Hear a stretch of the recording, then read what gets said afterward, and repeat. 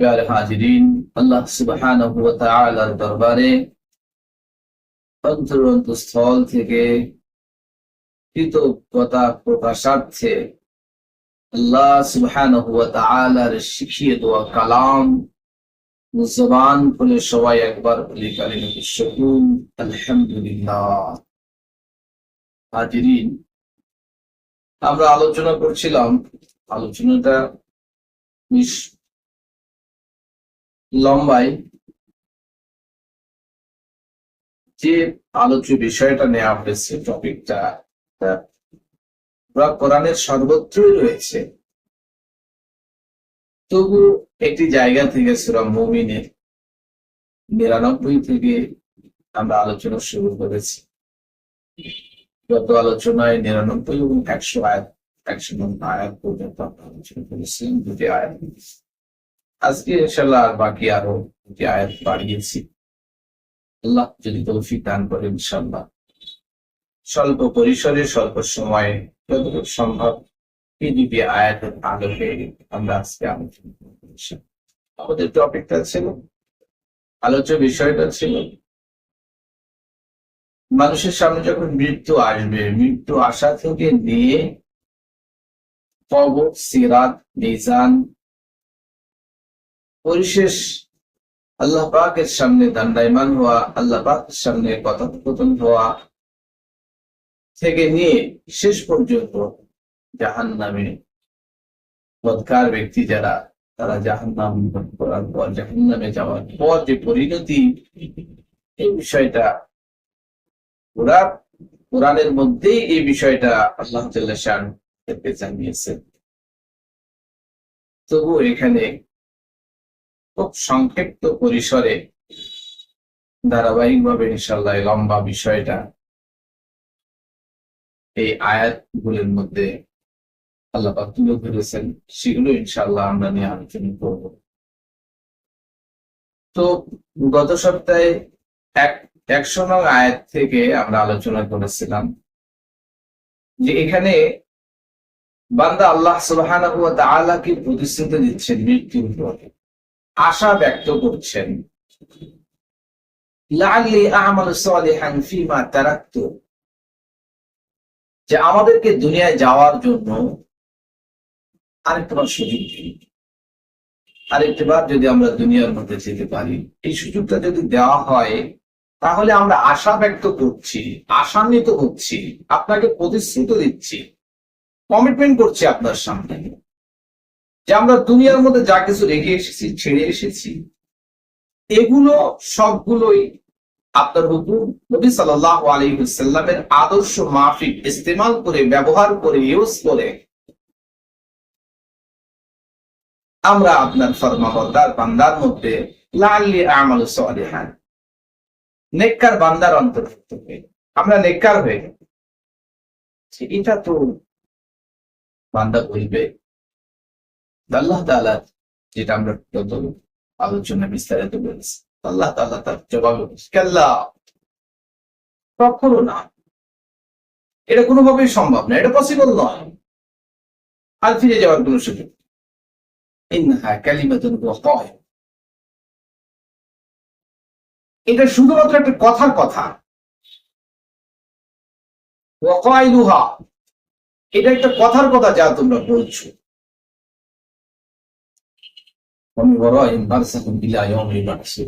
তাদের পিছনে থাকবে, তাদের পরবর্তী স্টেপ হচ্ছে এই মৃত্যুর পরবর্তী স্টেপ, তাদের পিছনে তাদের সঙ্গে লাগোয়া যেটা রয়েছে, কিয়ামত পর্যন্ত তারা আলমে বারজাখের মধ্যে, কবরের জগতের মধ্যে যে থাকতে হবে, এটা তারা বুঝে গেছে। এই জন্য এই তাল বাহানা, এই কথা কিন্তু আসেন, কিন্তু লাভ কোনটাই নাই, কেউ ফিরে আসে নাই কিয়ামত পর্যন্ত। মৃত্যুর পরে কেউ ফিরে আসবে না, কাউকে ফিরে আসার সুযোগ দেওয়া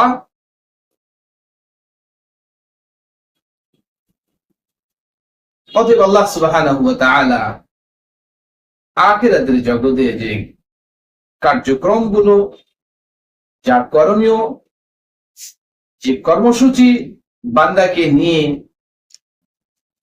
ফরমাবরদার, নাফরমান, গুনাহগার, নেককার, বদকার সবাইকে কিয়ামত ইলা ইয়াউমি ইউবআসুন,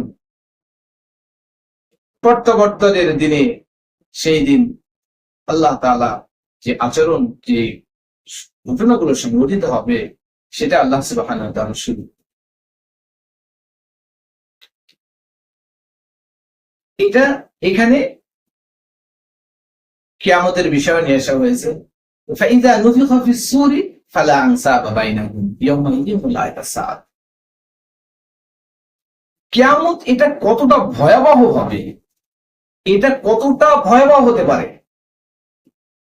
ফাইযা নুফিখা ফিস সূর, যখন সিংহায় ফুৎকার দেওয়া হবে, ইসরাফিল আলাইহিস সালাম যখন সিংহায় ফুঁক দিবেন, ফুৎকার দিবেন, বাঁশিটা বাজিয়ে দিবেন, কিয়ামত যখন হয়ে যাবে, প্রলয় ঘটে যাবে, সূর্যের জায়গায় সূর্য, চন্দ্রের জায়গায় চন্দ্র, পাহাড়ের জায়গায় পাহাড়, নক্ষত্র রাজিগুলো যার যে জায়গায়, কেউ কোনো জায়গায় যখন থাকবে না, ছুটে পড়তে থাকবে, একটা আরেকটার সঙ্গে ঠাস করে লাগবে, প্রলয় ঘটে যাবে, বিস্মার হয়ে যাবে। এই সাজানো গুছানো বিশাল একটা আল্লাহ সুবহানাহু ওয়া তাআলা যে জগৎটা তৈরি করেছেন, এর কিচ্ছুই থাকবে না, সব শেষ হয়ে যাবে। তখন মানুষ কিয়ামতের ময়দানে একত্রিত হবে। দ্বিতীয় ফুৎকার যখন দেয়া, দ্বিতীয়বার যখন জিবরাইল ইসরাফিল আলাইহিস সালাম দ্বিতীয়বার যখন মানুষকে পুনরুজ্জীবিত করার জন্য, এটা দ্বিতীয়বারের ফুৎকারের কথাই বলা হচ্ছে। দ্বিতীয়বার যখন ফুৎকার দেওয়ার পরে মানুষ যখন পুনরুজ্জীবিত হয়ে যাবে, তখন কি হবে? মানুষ তো বিচারের অপেক্ষায় থাকে, বিচারের অপেক্ষায় থাকবে এত প্রহর, এত দিন, এত সময়, 50,000 বছর একটা দিন। কোরআনে কারিমের মধ্যে কালফি সানাতিন মিম্মা তাউদ্দুন, গণনার একেবারে গণনার দিক দিয়ে একটা দিন হবে 1000 দিনের সময়, 1000 বছরের সময়। মানুষ হিসাবের জন্য, ফায়সালা হয়ে যাওয়ার জন্য উৎপাত করতে থাকবে, ছুটাছুটি করতে হবে, আল্লাহ সুবহানাহু ওয়া তাআলার কাছে ফরিয়াদ করতে থাকবে, বস্ত্রহীন ভাবে উঠবে, কেউ কারোর প্রতি দৃষ্টিপাত করার সুযোগ থাকবে না, সে নিজে বিবস্ত্র, এটাও ভাবার সময় নেই। অন্য অন্য অন্যের শরীরে বস্ত্র আছে বা নাই, এটা চিন্তা করা তো দূর কথা। এতটা হয়রান, এতটা পেরেশান, আফসোস করতে করতে, আফসোস করতে করতে মানুষ হাত পর্যন্ত খেয়ে ফেলে দেবে, নিজের হাত কামড়াতে কামড়াতে খেয়ে ফেলে। কি বিভীষিকা মনে করছে, কি অবস্থা, কি কি একদিন।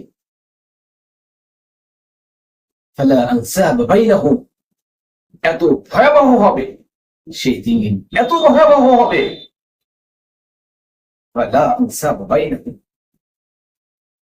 সেই দিন কোনো সম্পর্ক থাকবে না, সন্তানের সাথে মার সম্পর্ক থাকবে না, মার সঙ্গে সন্তানের সম্পর্ক থাকবে না, বাবার সঙ্গে ছেলে, ছেলের সঙ্গে বাবা, স্বামীর সঙ্গে স্ত্রী, স্ত্রীর সঙ্গে স্বামী, ভাইয়ের সঙ্গে ভাইয়ের ভাই বোন, কারো কোনো লাংসা, কোন ধরনের সম্পর্ক থাকবে না।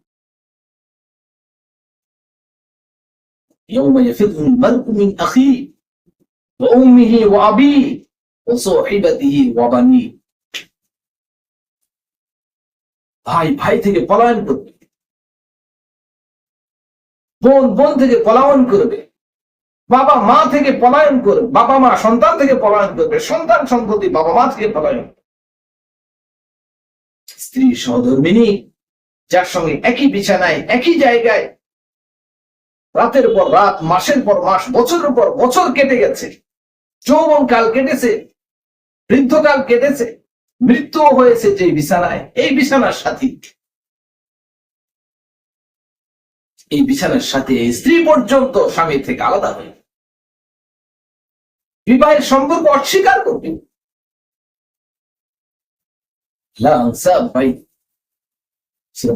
আল্লাহ সুবহানাহু ওয়া তাআলা বলেছেন, যে একজন বন্ধুর সাথে দেখা হবে, ওয়ালা ইয়াসআলু হামিমুন হামিমা, বন্ধুর সাথে দেখা হলেও বন্ধুকে জিজ্ঞাসা করবে না তুমি কেমন আছো, কি অবস্থা, কি পরিণতি তোমার হচ্ছে, আমার তো এই অবস্থা, তোমার কি অবস্থা।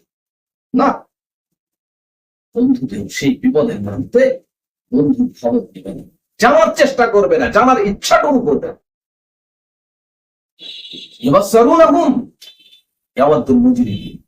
অথচ মুজরিমরা, জালেমরা, গুনাহগাররা একে অপরকে দেখবে, দেখার পর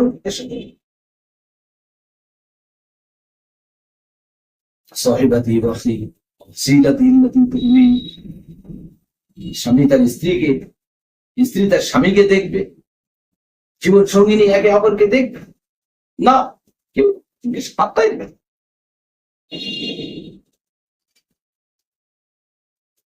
অনুরূপভাবে এখানে আল্লাহ সুবহানাহু ওয়া তাআলা ফালা আনসাবা বাইনাহুম, কোন সম্পর্ক থাকবে ইয়াউমাইযিন ওয়ালা ইয়াতাসাল্লাম, ওই দিন না সম্পর্ক থাকবে, না কেউ কাউকে ভালো মন্দ কুশলাদি জিজ্ঞেস করবে। মানুষ তো বিপদে পড়লে একজন আরেকজনকে সান্ত্বনা দেয়, বা উভয় যদি বিপদে পড়ে তারপরেও একে অপরের সঙ্গে শেয়ার করে, মত বিনিময় করে যে ভাই কি কথা আছে, আপনিও যে বিপদে পড়েছেন আমিও সেই বিপদ, আপনার যে সমস্যা আমারও সেই সমস্যা, এই সমস্যার সমাধান কিভাবে হতে পারে আমরা পরামর্শ করি না। সেই দিনে এত সমস্যা, এত যন্ত্রণা, এত নিরুপায় হবে মানুষ, কেউ সম্পর্ক কথা ভুলে যাবে। فمن ثقلت موازينه فاولئك هم المفلحون। আল্লাহ সুবহানাহু ওয়া তাআলা বলতেছেন এই মুহূর্তে, এই পরিস্থিতিতে, এই দিনে, এই বিভীষিকাময় পরিস্থিতি, এই ভয়ঙ্কর সময়ের মধ্যে যাদের নেক আমলের পাল্লা ভারী, যাদের নেক আমলের পাল্লা ভারী হবে, নেক আমলের পাল্লা যাদের ঝুঁকে যাবে, তারাই সফল, তারাই সেই দিন সফলতা অর্জন করবে।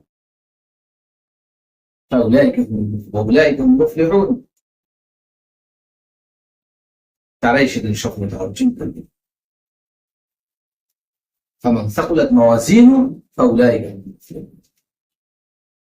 সেই দিন তারাই সফলতা অর্জন করবে যাদের নেকের পাল্লা, নেকের পাল্লা ভারী হওয়ার জন্য নবী সাল্লাল্লাহু আলাইহি ওয়াসাল্লাম দুইটা আমলের কথা বলেছে। এক নম্বর, ওই ব্যক্তির নেকির পাল্লা কিয়ামতের ময়দানে ভারী হবে, ওই ব্যক্তির নেকির ওজনের, নেকির পাল্লা ভারী হয়ে যাবে যেই ব্যক্তির তুলনামূলকভাবে চরিত্র সদাচর, সাদামাটা জীবন করেছে, স্পেস বুঝে নাই, বক্রতা নেই, একদম সাদামাটা, সাদা সিধে, মানুষের সঙ্গে যখন কথা বলে তো খুব সুন্দর মিষ্টি মিষ্টি কথা, বক্রতা নেই, কর্কশতা নেই, একদম সাদামাটা কথা। আল্লাহ সুবহানাহু ওয়া তাআলা কোরআন হাকিমের মধ্যে 19 নম্বর পারাতে বলেছেন,